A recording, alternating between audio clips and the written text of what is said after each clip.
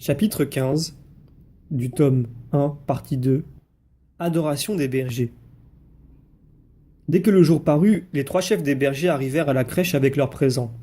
Ils amenaient en laisse des chevreaux très gracieux et très agiles, et apportaient des oiseaux, des uns vivants, des autres récemment tués. Ils frappèrent timidement à la porte de la grotte. Joseph les accueillit avec bonté. Ils lui racontèrent ce que leur avaient annoncé les anges, lui dirent qu'ils venaient rendre hommage à l'enfant de la promesse et lui présenter leur modeste offrande. Joseph accepta leur don avec une pieuse reconnaissance et le conduisit à la très sainte Vierge, assise par terre auprès de la crèche, ayant son divin fils sur les genoux. Les bergers se prosternèrent humblement. Dans le ravissement de leur joie, ils demeurèrent longtemps muets.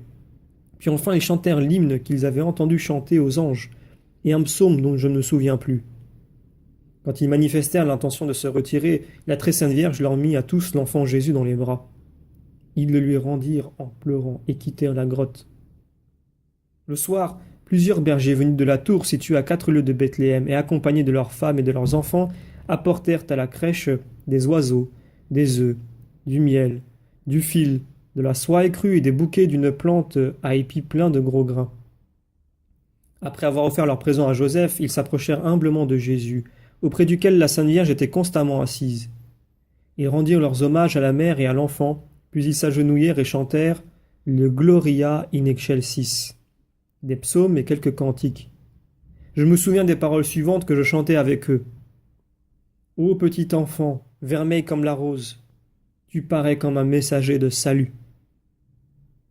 Après avoir ainsi adoré le nouveau-né, ils se courbèrent au-dessus de la crèche comme pour l'embrasser. Les jours suivants, les trois bergers aidèrent saint Joseph à arranger plus commodément la grotte de la crèche et les grottes latérales. Plusieurs femmes pieuses offrirent leur service à la Sainte Vierge. C'étaient des Esséniennes qui habitaient la vallée.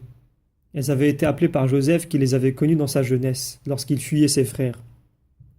Elles apportaient les aliments nécessaires à la Sainte Famille et s'occupaient tour à tour des soins du ménage. Je fus témoin alors d'une scène bien touchante. Marie et Joseph étaient debout devant la crèche et contemplaient l'enfant Jésus avec une vive émotion.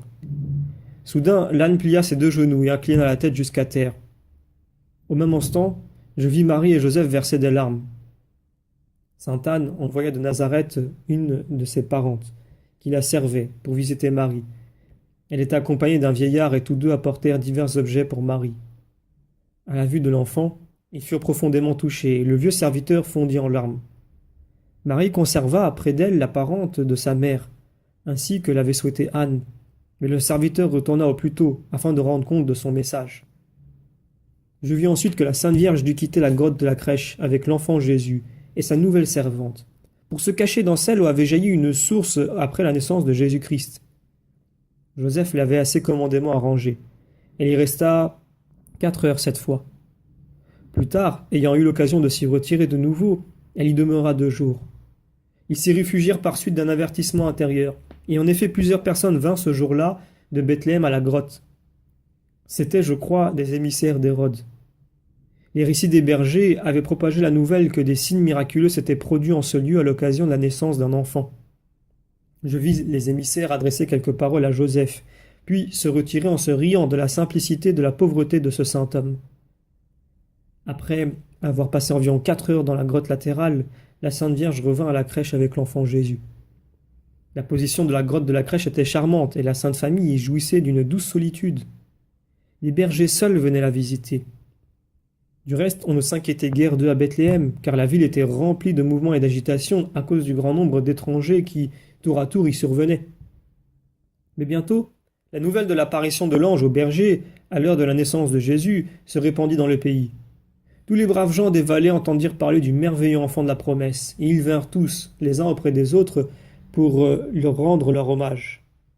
De ce nombre se trouvait la bonne femme qui tout récemment avait réparé la dureté de son mari, en accueillant de son mieux la Sainte Famille. Elle se sentit toute heureuse de leur avoir redonné ce témoignage de sympathie. La Sainte Famille ne garda pour elle qu'une faible partie des provisions abondantes apportées par les bergers. Le reste fut bientôt distribué aux pauvres.